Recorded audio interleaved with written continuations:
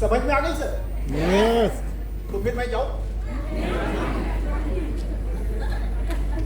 पूरी RCM sir इन 3 शब्दों में छिपा हुआ है। मैंने धीरे से बोला, आपने रिस्पॉन्स धीरे से दी। मैंने थोड़ा आवाज बढ़ाई, आपने भी अपनी आवाज बढ़ा दी। मैंने और बढ़ाया, मैंने और बढ़ा दी। चौथा बार मैं नहीं बोलूंगा, कहीं ये ऊपर वाला बोल न जाए। By name Rajkumar Singh, Indian railway से था। इसी 31 अक्टूबर को मैं रिटायर्ड किया हूँ इंडियन रेलवे से। 35 साल 1 महीने 26 दिन की मेरी वहाँ की लाइफ रही है। इंडिया की सबसे बड़ी कंपनी में मैं था। सही है। लेकिन वहां पर भी सुरक्षा,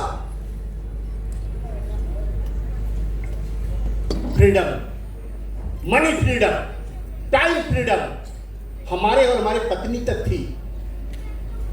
लेकिन मैंने एक चीज महसूस किया, जब मुझे साइट पे कुछ करना है तो आरसीएम एक ऐसी तूफान के साथ इतनी छोटे रूप में आई, और हम 3-4 थे मालदा में।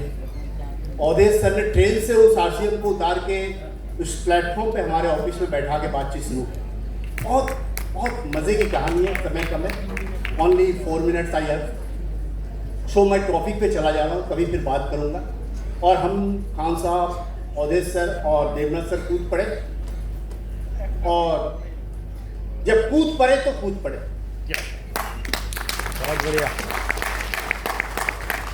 डाउट थी क्योंकि चिटफंड चलती थी बहुत उस वक्त।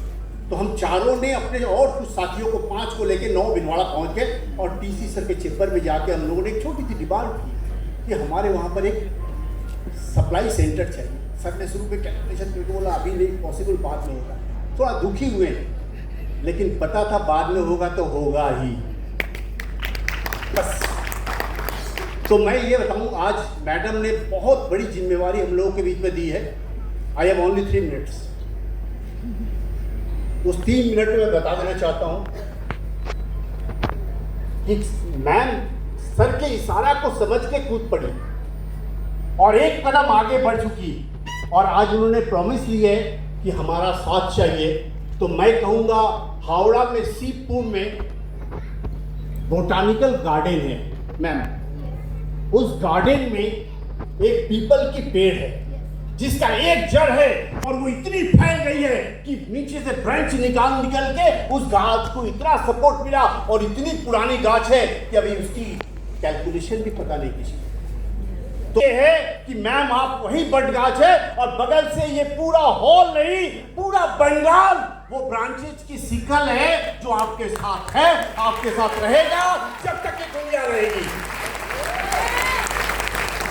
बहुत बढ़िया, शानदार। सिर्फ हम लोगों में एक कमी है, मैंने महसूस किया। मैंने कल थोड़ा सा इस पर सोचा भी, तो मैंने देखा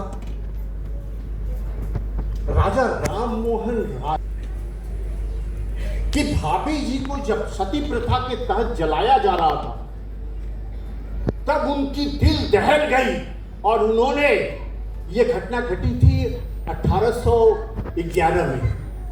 उनके बड़े भाई की डेथ हो गई, और उनके साथ उनकी पत्नी की सती प्रथा के तहत जला दिया गया, या वो सिस्टम के तहत हो गया जो कुप्रथा थी।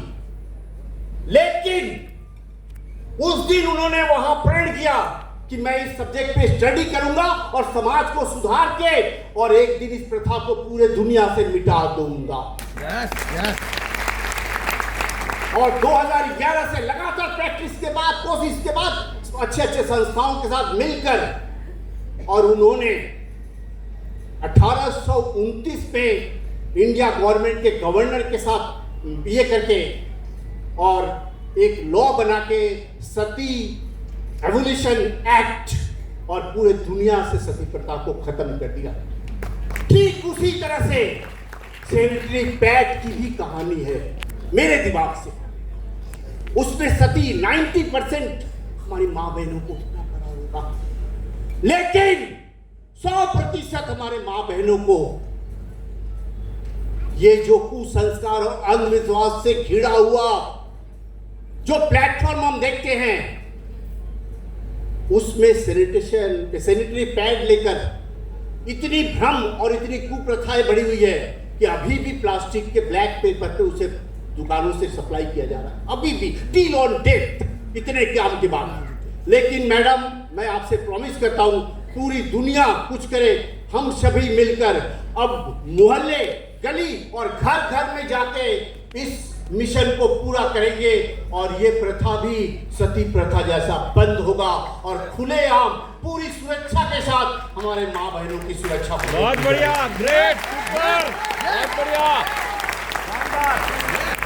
विशेष मेरी टाइम पूरी हो गई। जय आरसीएम, जय आरसीएम।